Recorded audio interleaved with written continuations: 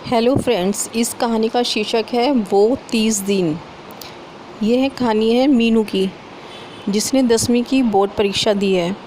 आज परीक्षा का आखिरी दिन है। मीनू परीक्षा देकर वापस घर की तरफ आते हुए सोचती है कि आज घर जाकर ढेर सारी मनमानी करेगी।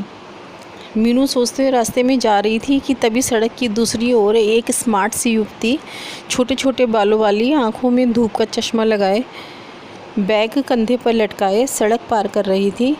तभी उसका पाँव फिसल गया।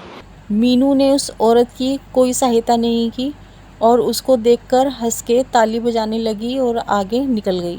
रास्ते में मीनू की सहेली मिली और वो बोली कि मैं तो ब्यूटिशियन का कोर्स करूँगी और मेरी बहन कुकिंग का। मीनू ने सोचा कि मुझे जो 2 महीने छुट्टी के मिले हैं, मैं तो उसमें आराम करूँगी और टीवी देखूँगी। घर आकर देखा मम्मी छोले भटूरे बना रही थी। मैंने बिना हाथ धोए प्लेट उठा ली। मम्मी ने डांटा, हाथ धोकर खाओ। फिर मैं मोबाइल चलाने लगी, जिसमें एक मैसेज कृतिका था। वो सेक्शन बी में थी, उससे मेरी नहीं बनती थी। मैंने उसका नाम के यानी काली कलूटी रखा हुआ था। तभी एक फ़ोन आया कि वो मेरी क्लास टीचर का था। उन्होंने बताया कि स्पेशल कक्षाएं लग रही हैं। ये कक्षाएं 30 दिन 1 महीने रोज़ आधे घंटे की होंगी। मैंने तो कह दिया 1-2 दिन जाकर देखूंगी, अच्छा लगेगा तो जाऊंगी, नहीं तो नहीं जाऊंगी। खैर, मुझे नींद आ रही थी तो मैं सोने चली गई। वैसे तो पेपर ख़त्म हो गए थे, लेकिन नींद में भी परीक्षा ही घूम रही थी। मुझे लगा कि मैं पेपर देने जा रही हूँ। रास्ते में साइकिल का टायर पंक्चर हो गया। तभी सामने से टीचर स्कूटी पर जाते हुए दिखी। उन्होंने मुझे लिफ्ट दे दी कि मैं पेपर देने में देरी ना हो जाए।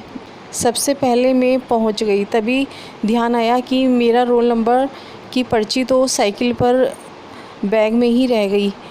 मेरे दिल की धड़कन तेज़ हो गई। मैं जल्दी से साइकिल की दुकान पर पहुंची और मुझे आने में देरी हो गई और परीक्षा में मुझे बैठने नहीं दिया जा रहा था। मेरा रो रो कर बुरा हाल था। मन ही मन सोच रही थी कि कोई चमत्कार हो जाए। तभी अचानक मम्मी की आवाज़ आई। मैं रोते रोते मम्मी से बोल रही थी कि मम्मी ने मुझे ज़ोर से झटका। अरे हे भगवान, मैं तो सपना देख रही थी, मेरे तो पेपर ख़त्म हो चुके हैं। फिर मैं मुस्कुरा उठी। मम्मी बोली, अब भी पेपर का भूत नहीं उतरा।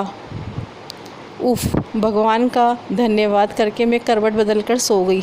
बाप रे, कितना भयंकर सपना था। मैं गहरी नींद में सो गई, पता ही नहीं चला।